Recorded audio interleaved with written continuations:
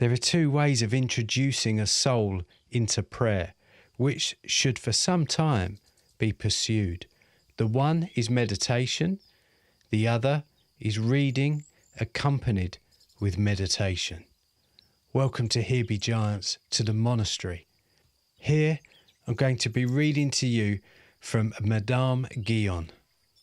Back to the book. Meditative reading is the choosing some important practical or speculative truth, always preferring the practical and proceeding thus. Whatever truth you have chosen, read only a small portion of it, endeavouring to taste and digest it, to extract the essence and substance thereof, and proceed no further while any savour or relish remains in the passage. When this subsides, take up your book again and proceed as before, seldom reading more than half a page at a time, for it is not the quantity that is read, but the manner of reading that yields us profit.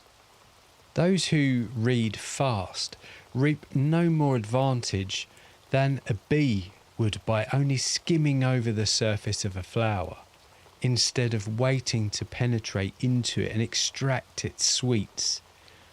Much reading is rather for scholastic subjects than divine truths. Indeed, to receive real profit from spiritual books, we must read as I've described, and I am certain if that method were pursued, we would become gradually habituated to and more fully disposed for prayer. Meditation, which is the other method, is to be practiced at an appropriate season and not in the time of reading. I believe the best manner of meditating is as follows. When, by an act of lively faith, you are placed in the presence of God, recollect some truth wherein there is substance and food.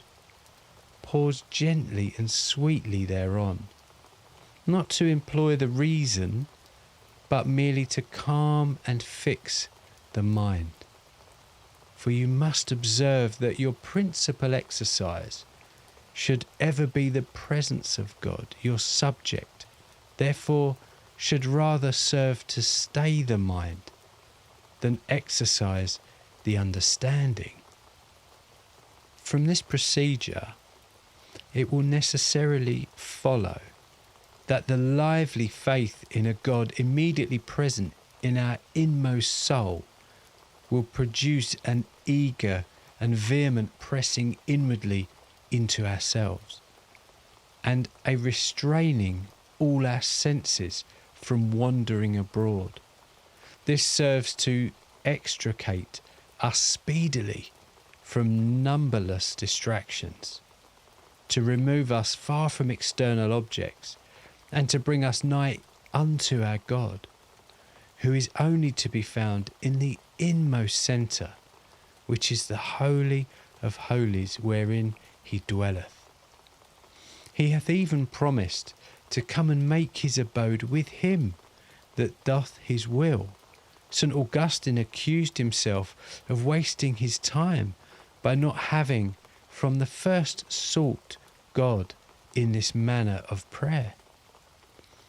When we are thus fully introverted and warmly penetrated throughout within a living sense of the divine presence, when the senses are all recollected and withdrawn from the circumference to the centre, and the soul is sweetly and silently employed on the truths we have read, not in reasoning but in feeding thereon, and in animating the will by affection rather than fatiguing the understanding by study. When I say the affections are in this state, which, however difficult it may appear at first, is, as I shall hereafter show, easily obtainable, we must allow them sweetly to repose and peacefully to drink in that of which they have tasted. For as a person may enjoy the flavour of the finest viand in mastication, yet receive no nourishment therefrom, if he does not cease the action and swallow the food, so when our affections are enkindled, if we endeavour to stir them up yet more, we extinguish their flame, and the soul is deprived of its nourishment. We should therefore in stillness and repose, with respect and confidence and love, swallow the blessed food of which we have tasted. This method is indeed highly necessary, and will advance the soul further in a short time than any other in a course of years. I have mentioned that our direct and principal exercise should consist in the contemplation of the divine presence. We should be also exceedingly watchful and diligent in recalling our dissipated senses as the most easy method of overcoming distractions.